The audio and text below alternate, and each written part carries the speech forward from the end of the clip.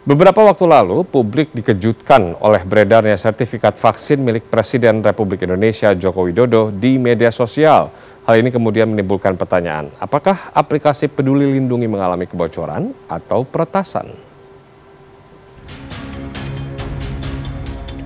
Aplikasi Peduli Lindungi belakangan diperbincangkan masyarakat. Warga yang masuk ke sejumlah tempat umum seperti pusat perbelanjaan wajib mengakses aplikasi Peduli Lindungi dengan akun pribadi di masing-masing ponsel.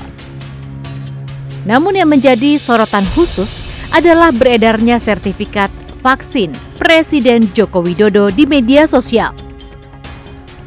Semestinya hanya pemilik akunlah yang bisa mengakses data di Peduli Lindungi, kecuali ada orang lain yang mengetahui seluruh data akun sehingga bisa masuk ke dalam aplikasi.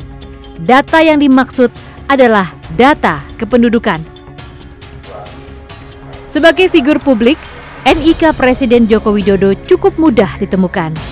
Menurut Komisi Pemilihan Umum, nomor induk kependudukan Presiden Joko Widodo yang tersebar adalah bentuk publikasi data calon presiden pada pemilu 2019. Penulisan NIK itu sudah mendapat persetujuan dari calon presiden kala itu. Kalau kami ini kan melakukan hal teknis terkait dengan pencalonan, ya. Nah, pencalonan itu memang melalui persetujuan dari si calon untuk bisa dipublikasi. Nah, jadi penulisan itu memang sudah merupakan persetujuan dari calon ketika itu Pak Jokowi dan Pak Prabowo. Nah, tetapi kemudian sekarang sudah kita take down, sudah kita turunkan. Apakah benar ini adalah hasil dari kejahatan siber? Atau ada kebocoran data dari aplikasi Peduli Lindungi? Saya akan tunjukkan pada Anda. Saya akan pinjam KTP milik kameramen saya, Bang Febro.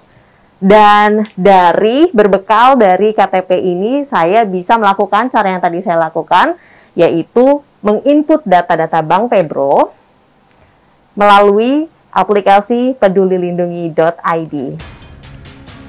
Meski bukan pemilik KTP, dengan memasukkan data kependudukan yang diminta, aplikasi Peduli Lindungi, siapapun bisa mengakses akun Peduli Lindungi sesuai KTP, termasuk melihat dan mengunduh sertifikat vaksin.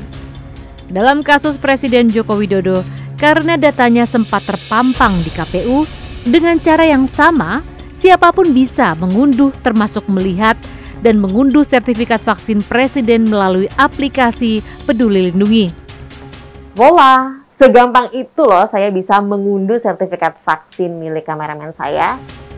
Bisa disimpulkan, ini bukanlah kebocoran data, tetapi celah besar keamanan aplikasi Peduli Lindungi. Pakar keamanan siber Ruby Alamsyah menyarankan agar aplikasi Peduli Lindungi meningkatkan keamanan, diantaranya dengan verifikasi via SMS ke nomor ponsel pemilik akun. Kalau cara seperti itu kan mestinya kemarin Pak Jokowi nggak akan bocor sertifikatnya, karena akan ada masuk SMS ke beliau berupa OTP. Itu salah satu contoh solusinya. Bisa juga digunakan metode-metode verifikasi lainnya, sehingga benar-benar hanya pemilik sertifikat yang asli, yang benar, yang bisa mengakses sertifikat dia sendiri. Terlepas dari sistem keamanan pada aplikasi, sebaiknya masyarakat tidak sembarangan mengunggah data pribadi ke media sosial, termasuk sertifikat vaksin. Data pribadi apapun bisa disalahgunakan menjadi keuntungan pihak yang tidak bertanggung jawab. Tim Liputan CNN Indonesia.